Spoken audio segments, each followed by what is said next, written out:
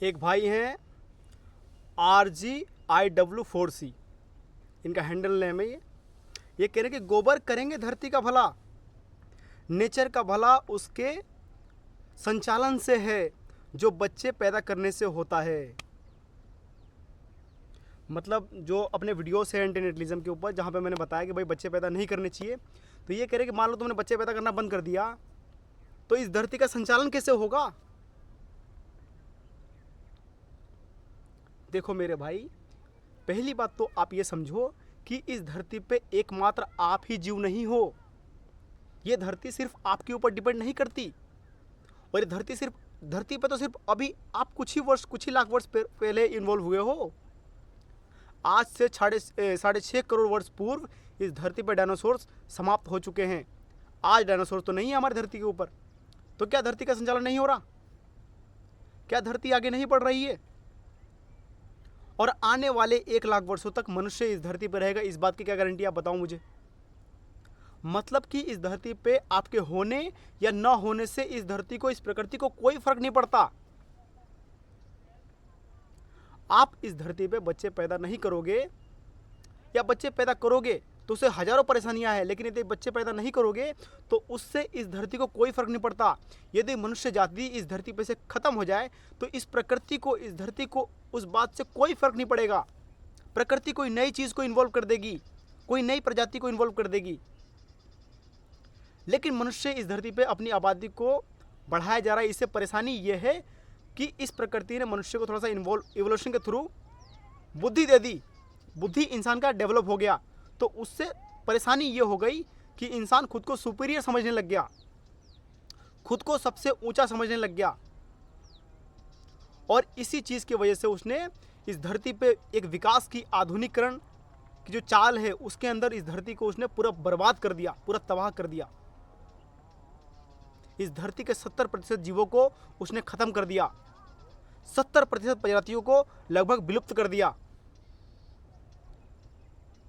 इस धरती की नदियों को, झरनों को, तालाबों को, हर चीज को खराब करे जा रहा है इंसान। क्यों? क्योंकि वो सुपीरियर है, अपने आप को सुपीरियर समझ रहा है।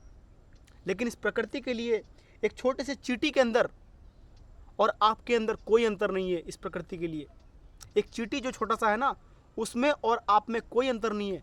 दोनों ही आप बराबर हो उस प्रकृति के लिए, क्योंकि दोनों का जन्म हुआ है और दोनों मर जाओगे एक दिन। चींटी का जीवन काल थोड़ा सा छोटा है, आपका जीवन काल थोड़ा सा बड़ा है, बस इतना सा अंतर है। लेकिन मरोगे आप दोनों। ये बात मनुष्य अच्छे से भली भांति जानता है, लेकिन इसके बावजूद वो पूरी चीज़ों को अपने अहंकार के कारण नष्ट करते जा रहा है। एक व्यक्ति जो फैक्ट्री एस्टेब्लिश करता है, या फिर जैसे मान लो हमारी ज़रूरतों को पूरा करने के लिए जो कोयले के खदान खोदे जाते हैं, वो कितने हज़ारों वर्ग के अंदर ज़मीन को खोद करके उस कोयले को निकाला जाता है। और जब यदि हम उस हज़ारों वर्ग एकड़ ज़मीन को हम खोदते हैं तो उसके लिए हम जंगल को साफ़ करते हैं।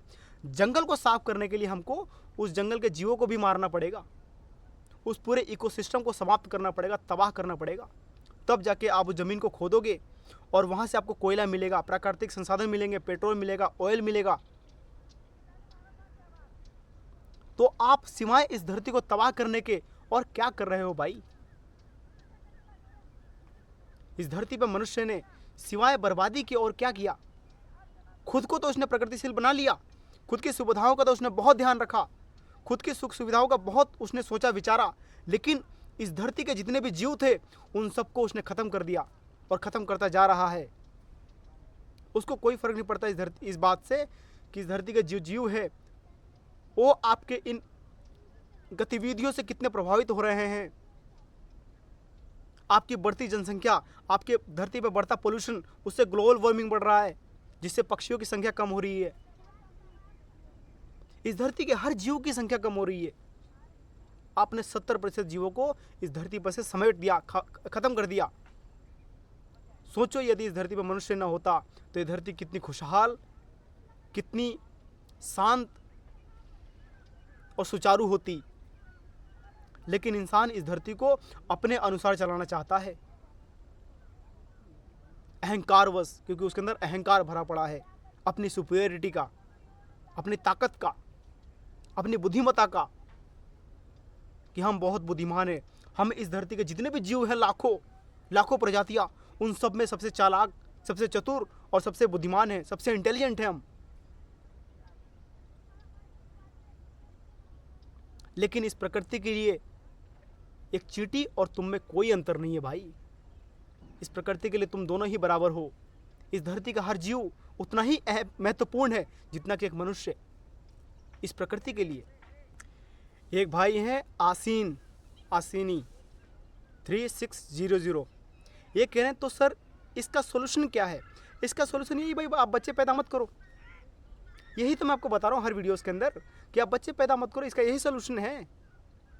यदि आप इस धरती पे आ गए तो आपके अंदर आने में तो आपका कोई वश नहीं था ना, आपसे पूछा तो नहीं क्या आने के लिए।